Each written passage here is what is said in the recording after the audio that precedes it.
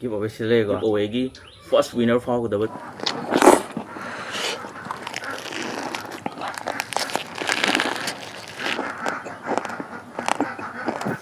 Give away की Ming इखटपा boy दुने दो सीजे बॉय अमदी सीगी पूरा फुन नेबा सुमाय तो दबन सुमाय तो इबा सीजे म फुन ओइर कांदा सीजु सिदागी सुमाय तो कांदा सीजे हजि कआगा सेम बहरा दुने आई थंदर ngamdana इनाउ पानी मगा तौरे सुमाय तो सेट पे याव कक पे याव तौरे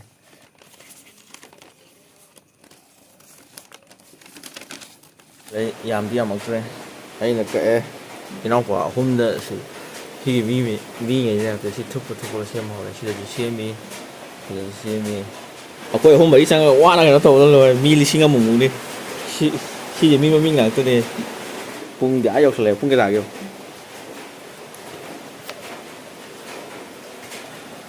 ꯄꯨꯡ 12:13 ꯆꯠꯂꯦ ꯃꯤꯈꯨꯕ ꯋꯥꯡꯅ ꯃꯌꯥꯝ ꯄꯨꯝꯅꯃꯛ ꯏꯀꯣꯅꯣꯅ ꯈꯔꯝꯇꯁꯦ ꯉꯁꯤꯗꯤ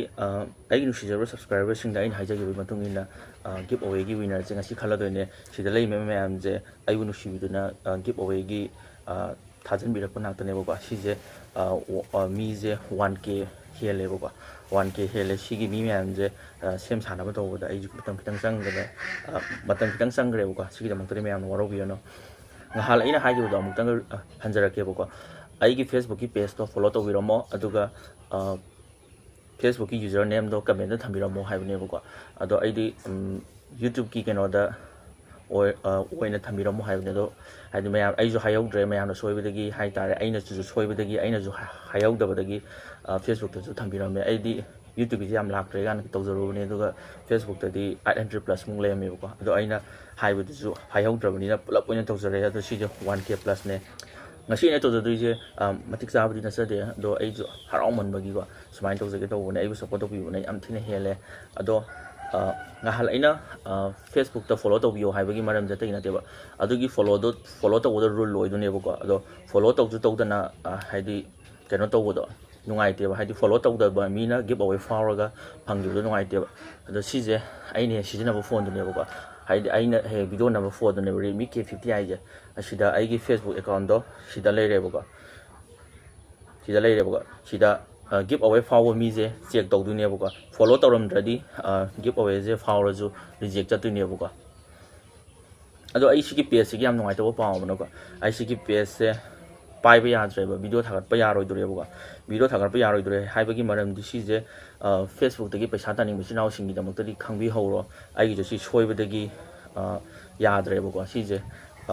ꯌꯥꯗ꯭ꯔꯦ ꯑꯗꯣ ꯑꯩꯒꯤ ꯑꯅꯧꯕ ꯄꯦꯖ ꯑꯃꯗꯤ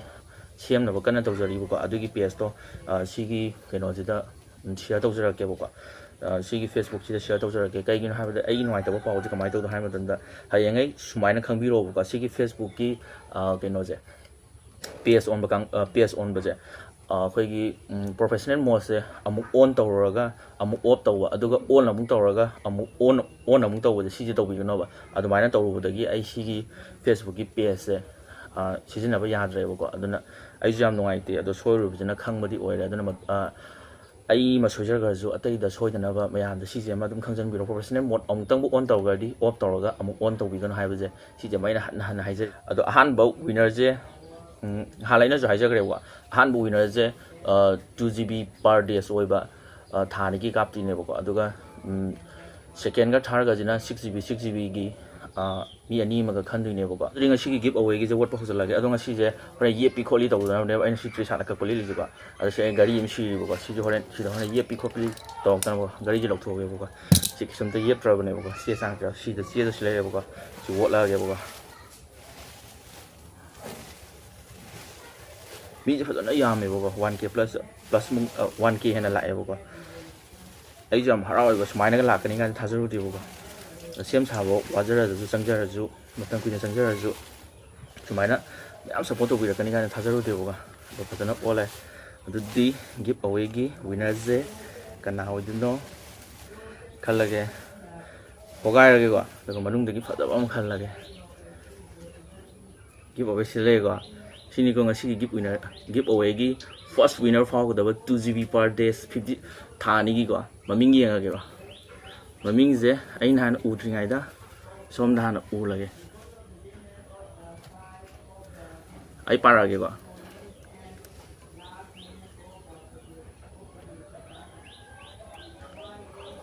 YM Irfan Khan ꯑꯗꯣ ꯁꯤꯁꯦ ꯍꯦꯛꯇ ꯀꯩꯅꯣ ꯇꯧꯒꯗꯕ ꯅꯠꯇꯦꯀꯣ ꯑꯩ ꯁꯤꯁꯦ ꯐꯣꯂꯣ ꯇꯧꯕ ꯅꯔ ꯌꯦꯡꯗꯣꯏꯅꯦꯀꯣ ꯑꯗꯣ ꯁꯤ ꯐꯣꯂꯣ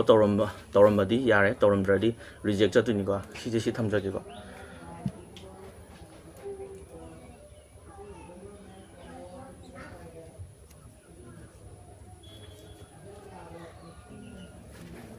또 ꯃꯌꯥꯝ ꯁꯤꯁꯦ ꯆꯞ ꯃꯥꯟꯅꯔꯦꯀꯣ YM Irfan Khan ꯑꯗꯨ ꯁꯤꯁꯦ ꯃꯥꯁꯦ ꯐꯣꯂꯣ ꯇꯧꯕꯤꯔꯝꯗ꯭ꯔꯦꯕꯀꯣ ꯐꯣꯂꯣ ꯃꯄꯥꯗꯅꯦꯕ ꯂꯩꯁꯦꯀꯣ ꯐꯣꯂꯣ ꯇꯧꯕꯤꯔꯝꯗ꯭ꯔꯦ ꯑꯗꯣ ꯐꯣꯂꯣ ꯇꯧꯕꯤꯗ꯭ꯔꯕꯅꯤꯅ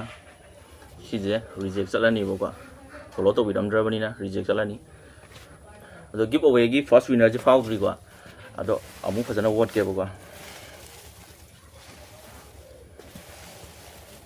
ꯔꯤꯆꯥꯔꯖꯀ ꯂꯣꯏꯔ ꯂꯩꯕ ꯃꯤꯗꯀꯣ ꯐꯥꯎꯕꯤꯔꯗꯤ ꯌꯥꯝ ꯅꯨꯡꯉꯥꯏꯅꯤꯀꯣ ꯃꯒꯨꯟꯁꯦ ꯍꯦꯟꯅ ꯂꯩꯗꯣꯏꯅꯦꯕ ꯁꯤꯒꯤ ꯀꯩꯅꯣꯁꯦ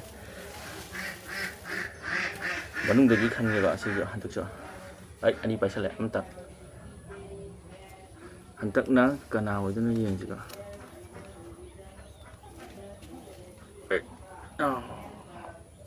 ꯃꯃꯤꯡ ꯄꯥꯏꯁꯜꯂꯒꯦꯀꯣ ꯂꯨꯀꯦꯁ ꯂꯤꯕꯝ ꯑꯗꯣ ꯁꯤꯁꯦ ꯆꯦꯛ ꯇꯧꯖꯔꯛꯑꯒꯦ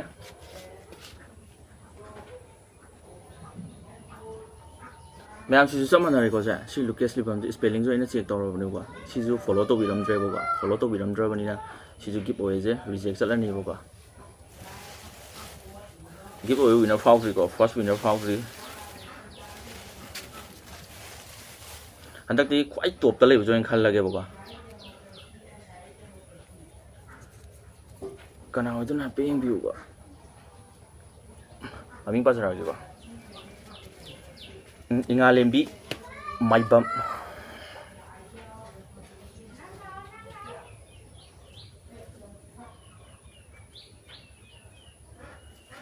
ꯌꯦꯁ ꯉꯁꯤ ꯒꯤꯞ ꯑꯋꯦꯒꯤ ꯐꯥꯔꯁט ꯋꯤꯅꯔꯁꯦ ꯁꯤꯒꯤ ꯏꯉꯥꯂꯦꯝꯕꯤ ꯃꯥꯏꯕꯝ ꯍꯥꯏꯁꯤꯅ ꯐꯣꯂꯣ ꯇꯧꯕꯤꯔꯝꯃꯦ ꯑꯗꯣ ꯀꯃꯦꯟꯁꯨ ꯐꯖꯅ ꯄꯤꯕꯤꯔꯝꯃꯦ ꯑꯗꯣ ꯉꯁꯤꯒꯤ ꯐꯥꯔꯁט winner 2GB 2GB per days ꯊꯥ ꯑꯅꯤꯒꯤꯁꯤꯀꯣ ꯁꯤꯒꯤ ꯌꯨꯖꯔ ꯅꯦꯝ ꯏꯉꯥꯂꯦꯝꯕꯤ ꯃꯥꯏꯕꯝ ꯍꯥꯏꯁꯤꯅ ꯐꯥꯎꯔꯦꯀꯣ ꯁꯨꯃꯥꯏꯅ ꯇꯧꯕ ꯐꯣꯂꯣ ꯇꯧꯕꯤꯔꯝꯃꯦ ꯊꯦꯡꯛꯌꯨ ꯑꯩꯕꯨ ꯁꯞꯄꯣꯔꯠ ꯇꯧꯕꯤꯕꯒꯤꯗꯃꯛꯇ ꯊꯦꯡꯛꯌꯨ ꯁꯤ ꯐꯥꯔꯁט ꯋꯤꯅꯔꯁꯦ ꯁꯤꯒꯤ ꯏꯉꯥꯂꯦꯝꯕꯤ ꯃꯥꯏꯕꯝ ꯍꯥꯏꯁꯤꯅ ꯐꯥꯎꯔꯦ ꯑꯗꯨꯗꯤ next second winner and third winner ꯈꯜꯂꯛꯑꯒꯦꯀꯣ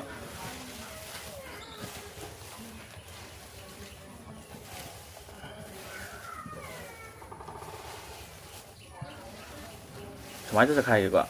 ꯈ꯭ꯋꯥꯏꯗꯒꯤ ꯃꯇꯥꯏꯗ ꯇꯥꯕꯁꯦ ꯈꯟꯒꯦꯀꯣ ꯍꯟꯗꯛꯇꯤ ꯁꯤꯁꯦ ꯃꯤꯡꯁꯤ ꯌꯦꯡꯁꯤꯀꯣ ꯑꯩ ꯁꯨꯃꯥꯏꯅ ꯃꯤꯡ ꯄꯥꯊꯣꯛꯆꯔꯒꯦꯀꯣ ꯏꯇꯥꯎꯕꯤ ꯃꯉꯥꯡꯀꯣ ꯁꯔꯆ ꯇꯧꯖꯔꯛꯑꯒꯦ ꯁꯦꯀꯦꯟ ꯋꯤꯅꯔ ꯌꯦꯁ ꯑꯌꯦꯠꯄ ꯑꯝꯇ ꯌꯥꯎꯗꯅꯀꯣ ꯁꯤꯒꯤ ꯏꯇꯥꯎꯕꯤ ꯃꯉꯥꯡ ꯍꯥꯏꯁꯦ ꯁꯦꯀꯦꯟ ꯋꯤꯅꯔꯒꯤꯗꯃꯛꯇ ꯀꯟꯐꯥꯔꯝ ꯑꯣꯏꯔꯦ ꯊꯦꯡꯛꯌꯨ ꯁꯞꯄꯣꯔꯠ ꯇꯧꯕꯤꯕ ꯑꯃꯗꯤ ꯑꯩꯒꯤ ꯔꯨꯜ ꯏꯟꯕꯤꯗꯨꯅ ꯐꯖꯅ ꯀꯩꯅꯣ ꯇꯧꯕꯤꯔꯛꯄꯁꯦ ꯌꯥꯝ ꯅꯨꯡꯉꯥꯏꯖꯩꯀꯣ ꯑꯗꯨ ꯆꯨꯝꯃꯦꯀꯣ ꯏꯇꯥꯎꯕꯤ ꯃꯉꯥꯡ ꯁꯨꯃꯥꯏꯅ ꯇꯧꯕ ꯐꯣꯂꯣ ꯇꯧꯕꯤꯔꯣ ꯍꯥꯏꯖꯕꯅꯦꯕꯀꯣ ꯁꯦꯀꯦꯟ ꯋꯤꯅꯔ ꯏꯇꯥꯎꯕꯤ ꯃꯉꯥꯡ ꯑꯗꯨꯗꯤ ꯊꯥꯔꯠ ꯋꯤꯅꯔꯒꯤ ꯑꯃꯨꯛ ꯈꯜꯂꯛꯑꯒꯦꯕꯀꯣ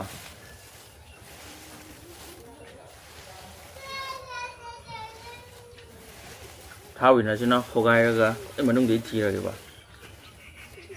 ꯑꯅꯤ ꯄꯥꯏꯁꯜꯂꯦ ꯑꯃ ꯁꯤꯜꯂꯦ ꯁꯤꯅ ꯊꯥꯔꯠ ꯋꯤꯅꯔꯁꯦ ꯀꯅꯥꯅꯣ ꯌꯦꯡꯁꯤꯀꯣ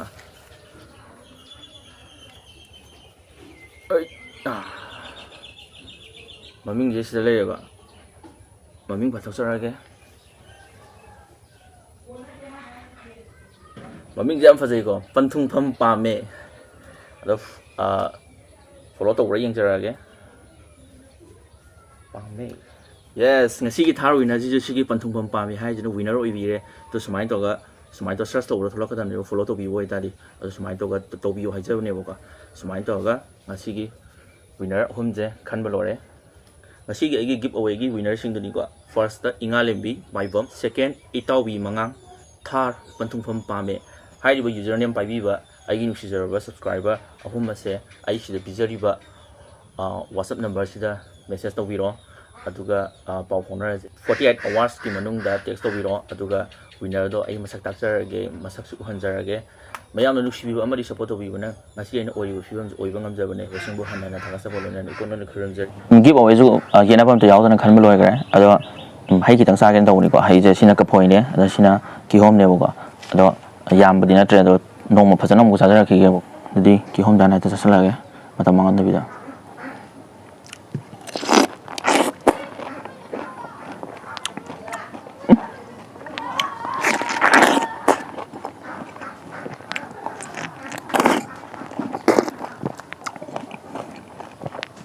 그 기호면 실리 더 좋아.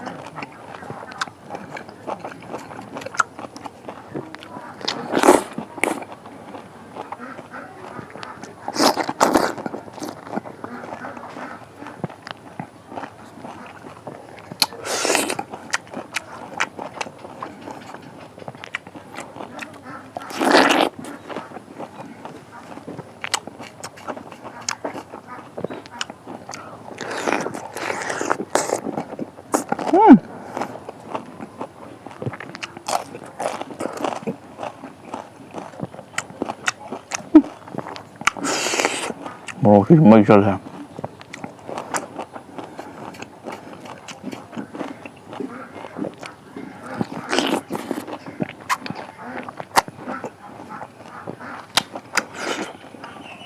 와 이거 진짜.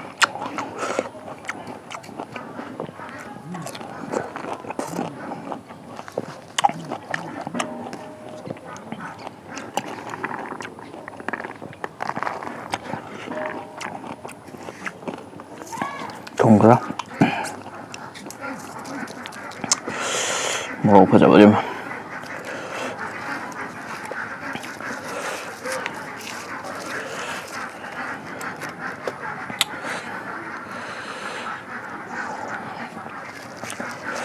마더 염들나가.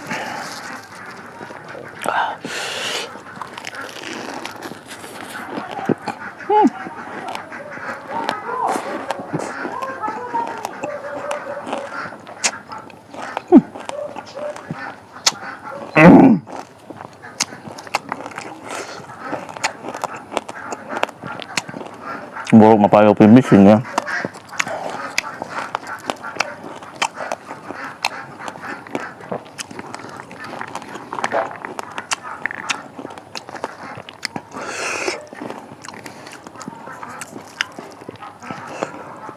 chắc ra đi ảo không già phải đánh cùng mà nhiều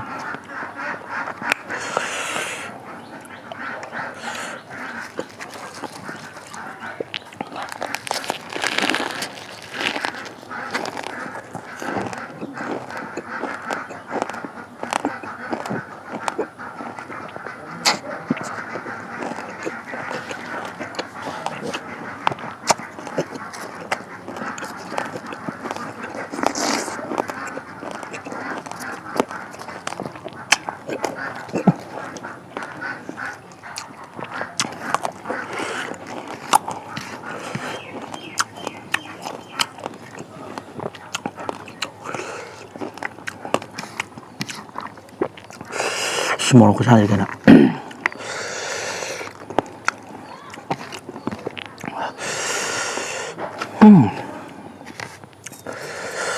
mà tiệm trong hai vào một có sẵn thôi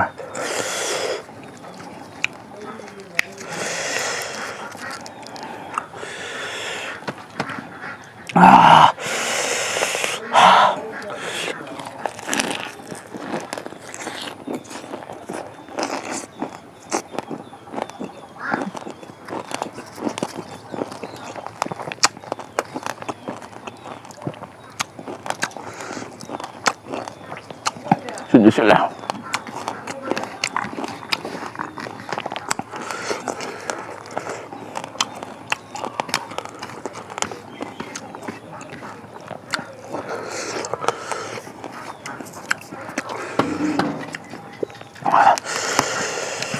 một sợi dao thử ra các bạn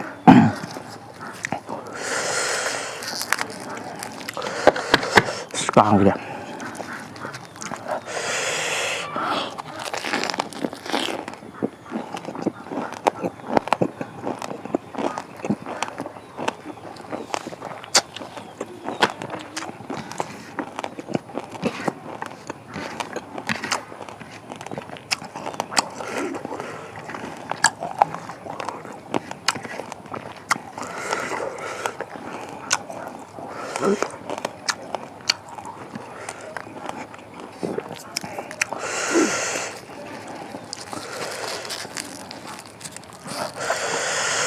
신나라 스몰 생각합니다.